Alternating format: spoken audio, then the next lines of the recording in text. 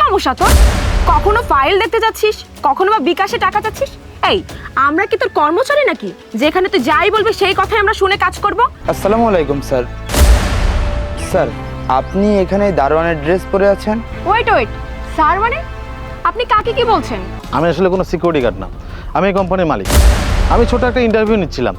আমি দেখতে চাচ্ছিলাম যাকে আমার কোম্পানিতে চাকরি দেবো সে শুধু কাজ করবে না, তার মন মানসিকতা কেমন সেটাও দেখা জরুরি। কি ব্যাপার, আপনারা কোথায় যাচ্ছেন? আজ এই অফিসে আমাদের ইন্টারভিউ আছে। মনে হয় আপনারা জানেন না, আজকে অফিস বন্ধ। আজকে এখানে কোনো ইন্টারভিউ হবে না। কি অফিস বন্ধ? আমাদেরকে এখানে ইন্টারভিউর জন্য ডেকে এনে অফিস বন্ধ করে রেখেছে? শোন, এই সমস্ত ফালতু কথা বলে আমাদের সময় নষ্ট করিস না। আরে এভাবে বলছিস কেন? উনি যেটা জানে সেটাই তো বলেছে, এভাবে কথা বলা তোর উচিত হয়নি। ম্যাডাম একদম ঠিক কথা বলেছেন। আমার জানা মতো আজকে অফিস বন্ধ, এখানে কোনো ইন্টারভিউ হবে না। সেজন্য আমি আপনাদেরকে নিষেধ করছি, কারণ আপনারা উপরে গিয়ে কষ্ট করে আবার নিচে নেমে আসবেন। এটা কেমন কথা? আমাদের তো ইন্টারভিউ ডেট আজকেই ছিল, আর তাছাড়া আমাদের বাসা অনেক দূরে। এখন যদি ফিরে যাই ওখান থেকে আবার আসতে অনেক অসুবিধা হবে। ম্যাডাম, আপনাদের কাছে কোনো এসএমএস আসেনি? কারণ কোম্পানি কোনো ঝামেলা বা বন্ধ থাকলে তো আগে থেকে এসএমএস করে জানিয়ে দেয়। এই দারোয়ানের বাচ্চা, তুই কি সব উল্টাপাল্টা কথা বলছিস? যদি আমাদেরকে এসএমএস দিয়েই থাকতো তাহলে আমরা কি এত দূর থেকে এসে সময় নষ্ট করতাম?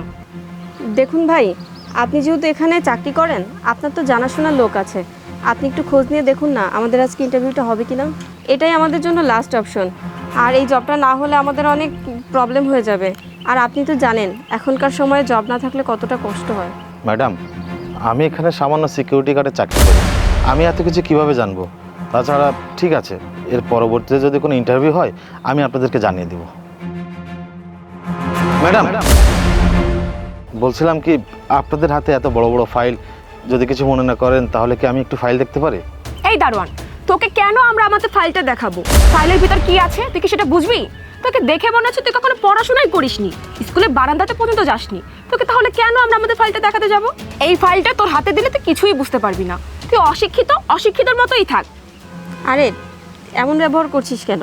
সে হয়তো কখনো ফাইল দেখেনি, সেজন্য দেখতে চাচ্ছে। আর আমি বুঝলাম না ওনাকে ফাইলটা দিলে সমস্যা কোথায়। নিন আপনি দেখুন।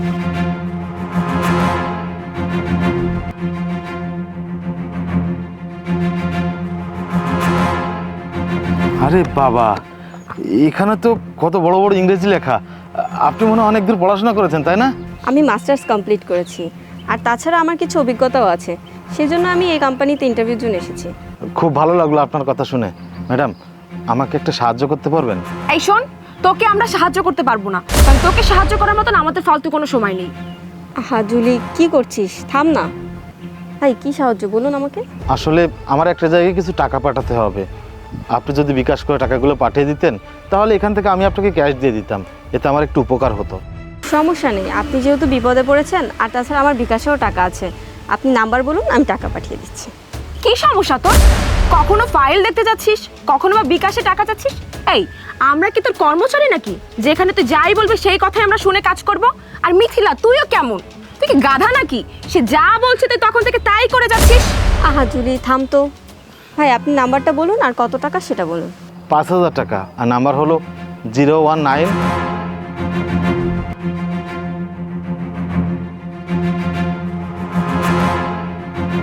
আপনার টাকা চলে গেছে। টাকা চলে গেছে? আচ্ছা দাঁড়ান।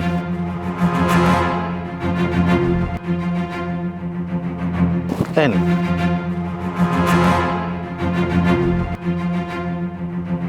আরে আপনি তো আমাকে 5,000-এর বদলে 7,000 টাকা দিয়েছেন। এই নিন আপনার 2,000 টাকা।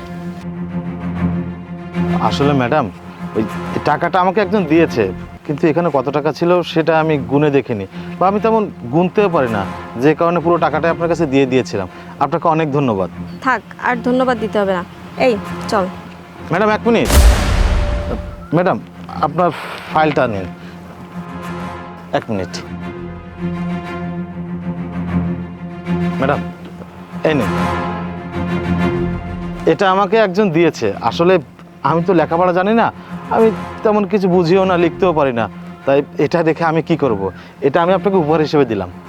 বাহ, এটা তো অনেক দামি ডায়েরি মনে হচ্ছে। কিন্তু আপনি একজন সামান্য দারোয়ান হয়ে আপনি এতগুলো টাকার ডায়েরি আমাকে কেন গিফট করবেন? তাছাড়া আমার মার্কেটিংয়ের উপরে অভিজ্ঞতা আছে। আমি এই ডায়েরিটা 500 টাকা দিয়ে বিক্রি করতে পারবো। আর বিক্রি করে সে টাকাটা আমি আপনাকে দিয়ে দেবো, আপনার অনেক উপকার হবে। কি বলছেন ম্যাডাম, এই ডায়েরি আপনি 500 টাকায় বিক্রি করতে পারবেন? হ্যাঁ অবশ্যই পারবো, ওই যে বললাম মার্কেটিংয়ের উপর অভিজ্ঞতা আছে। ম্যাডাম, আপনার কথাবার্তা তো অনেক সুন্দর, তাছাড়া আপনি লেখাপড়া তো অনেক ভালো, আপনার অভিজ্ঞতাও আছে, তাহলে তো যে কোনো কোম্পানিতে আপনার চাকরি হয়ে যাবে। সবই সৃষ্টিকর্তার হাতে, উনি চাইলে সব কিছুই পারেন। আসলে গরিব ঘরের সন্তান তো, অনেক কষ্টে লেখাপড়া করেছি, অনেক জায়গায় চাকরির জন্য ট্রাইও করেছি, কিন্তু কোথাও ঘুষ ছাড়া চাকরি হয়নি। গরিব ঘরের সন্তান তো, তাই ঘুষ দিয়ে চাকরি করতে পারিনি। এখন দেখি কপালে কি আছে। আসসালামু আলাইকুম স্যার। স্যার, আপনি এখানে দারোয়ানের ড্রেস পরে আছেন? ওয়েট ওয়েট, স্যার মানে আপনি কাকে কি বলছেন? হ্যাঁ, আমি ঠিকই বলছি, উনি আমার স্যার কামরুজ্জামান সাহেব।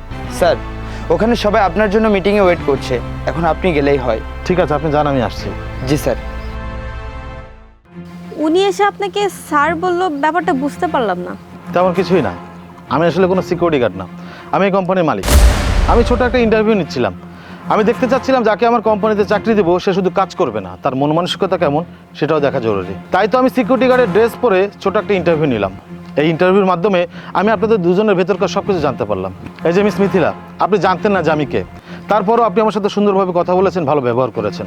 আর এই যে আপনি মিস জুলি, আপনি আমার পোশাক দেখে বিচার করেছেন, আপনি আমাকে জানাতে বলে অপমান করেছেন। আপনি কি মনে করেছিলেন যে সামান্য একজন সিকিউরিটি গার্ড, তার কী বা সম্মান থাকতে পারে? কিন্তু না, আপনি যেটা মনে করেছেন সেটা একদমই ভুল।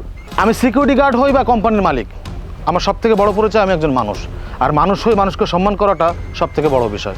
যাই হোক মিস মিথিলা, আপনার ব্যবহার, আপনার কথাবার্তা, আপনার অভিজ্ঞতা আর কোয়ালিফিকেশন পার্সোনালি আমার খুবই পছন্দ হয়েছে। আমি আপনার মতো একজন মানুষ খুঁজছিলাম। এনিওয়ে, আপনি আগামীকাল থেকে জয়েন করতে পারেন, আমি ম্যানেজারকে বলে দিব। আসি। স্যার, আর আমি, আমার চাকরিটা কি হবে না? স্যার, আমি ভুল করেছি, আপনি আমাকে ক্ষমা করে দিন। ঠিক আছে, আপনি ভুল করেছেন, মানুষ হিসেবে আমি আপনার ভুলটা ক্ষমা করে দিলাম, কিন্তু সরি, আপনাকে আমি চাকরিটা দিতে পারছি না। আগে মানুষ হয়ে মানুষকে সম্মান করতে শিখুন, অহংকার কমান, তারপর চেষ্টা করবেন। আশা করি তখন আর চাকরির জন্য আপনার দৌড়াদৌড়ি করতে হবে না। আর হ্যাঁ, আপনার বান্ধবী মিথিলা, তার কাছ থেকে আপনার অনেক কিছু শেখার আছে, শিখে নেবেন, ভবিষ্যতে কাজে আসবে। আসি।